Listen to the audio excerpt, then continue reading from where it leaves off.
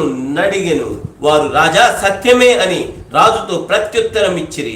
అందుకు రాజు, నేను ఎంతమంది కనిపిస్తున్నాడు రాజుకి? 4 మనుష్యులను బంధకము లేక అగ్నిలో సంచరించుట చూచుచున్నాను. వారికి హాని ఏమీ కలగలేదు. 4వ వాని రూపము దేవతల రూపమును పోలినదని వారికి ప్రత్యుత్తరం ఇచ్చినండి. వారిని విసిరేసిన వారు కూడా చచ్చిపోయారు ఆ వేడికి. కానీ వీరు చనిపోయారా? లేదండి.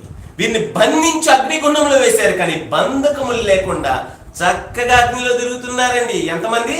3 పడవేస్తే ఎంతమంది తిరుగుతున్నారు? 4 తిరుగుతూ ఉన్నారండి. బంధకములు లేకుండా 4 చక్కగా తిరుగుతూ ఉన్నారు. సంతోషంగా తిరుగుతున్నారు. దేంట్లో? అగ్నిగుండంలో. ఎందుకు? అక్కడికి ఎవరు వచ్చేసారండి?